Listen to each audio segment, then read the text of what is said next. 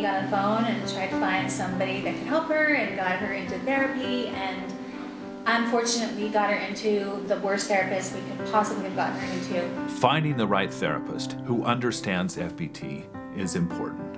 Children who feel closest to their family members report greater success in overcoming anorexia than those that feel more distant. A book that really helped us was Harriet Brown's book, Brave Girl Eating. And it was just nice to read about a mother and a family that had gone through the same things that we were going through. We'd read it and say, yes, that is exactly our experience too. Yeah.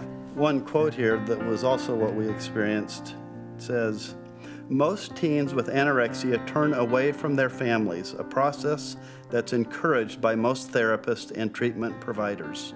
Part of recovery for many children is learning to communicate more openly with their family, especially with their parents, about what's going on within them emotionally. Contrary to what many therapists believe, the importance of confidentiality and talking individually with the child, FBT views the family as an important resource, and working with the family and helping the family communicate more openly about the stresses, the anxiety the child is going through seems to be much more helpful than having the child individually work with a counselor and not share that with the family. At the beginning of our daughter's anorexia, we did not have an FBT counselor, and we accepted her psychologist's claim that confidentiality was essential. Confidentiality was the only option he gave us. But we feel like that confidentiality backfired and tended to separate us from our daughter. My daughter came to believe that she needed to keep stressful feelings and daily challenges inside her until she went to see her counselor every week.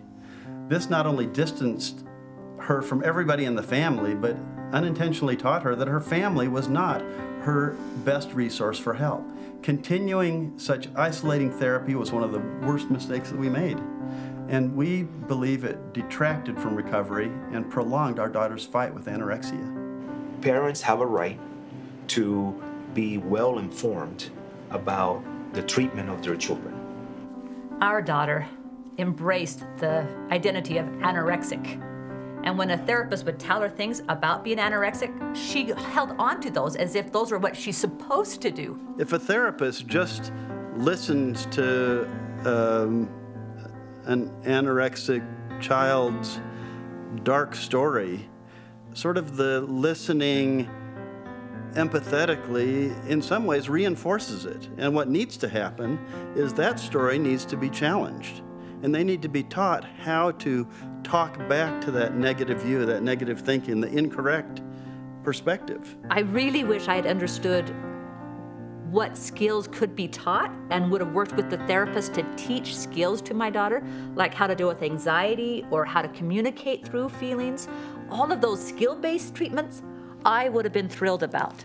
The most helpful thing from the professionals, I think, was teaching my daughter emotional coping mechanisms, mostly yoga-based, meditation-based, recognizing the negative impact of anorexia and recognizing triggers and anxiety and being able to, in that moment, have coping ways, whether counting or different finger movements.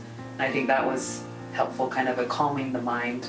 Really, as parents, you have to be informed and search for a therapist that understands FBT and will work with you through FBT and utilize your strength as a person who loves your child more than anybody else in this world. No therapist will love your child like you do. No therapist will give her your heart and your soul like you will. And that is powerful. And FBT embraces that love and embraces that the connection that will not die.